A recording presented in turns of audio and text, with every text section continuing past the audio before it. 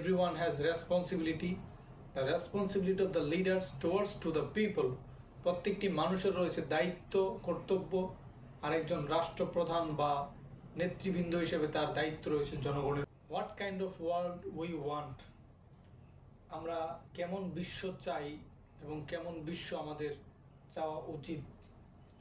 একজন রাষ্ট্রপ্রধানের ভূমিকা কেমন হওয়া উচিত, এটা পলিটিক্যাল সায়েন্স কি বলে এবং এনভায়রনমেন্টাল সায়েন্স পরিবেশ বিজ্ঞানের আলোকে তার ব্যাখ্যা কি। দেখুন, ইংরেজিতে একটা কথা বলে প্রতি তাকে অবশ্যই জবাবদিহিতা করতে হবে। রাষ্ট্রপ্রধানদের গোটা বিশ্বব্যাপী তাদের যে মূল সমস্যা সেটা হলো they doesn't want to meet with the being social people.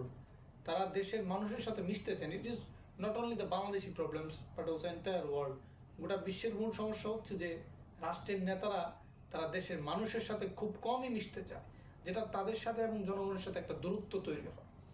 রাষ্ট্রের ভারসাম্য টিকিয়ে রাখতে হলে, যেহেতু রাষ্ট্রের মধ্যেই বসবাস করছে জনগণ, সুতরাং তাদের সাথে সৌহার্দ্যপূর্ণ সহানুভূতিশীল আচরণ একটা রাষ্ট্রকে সুন্দর গন্তব্যের দিকে এগিয়ে নিয়ে যেতে পারে।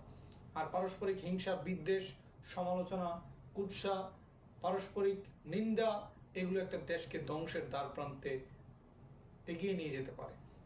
সুতরাং আমরা রাষ্ট্র পরিচালনা করব, আমরা রাষ্ট্রের মধ্যে থাকব, রাষ্ট্রের ব্যালেন্স, পরিবেশ বিজ্ঞানের ব্যালেন্স, ভারসাম্য আমাদেরকে রক্ষা করতেই হবে।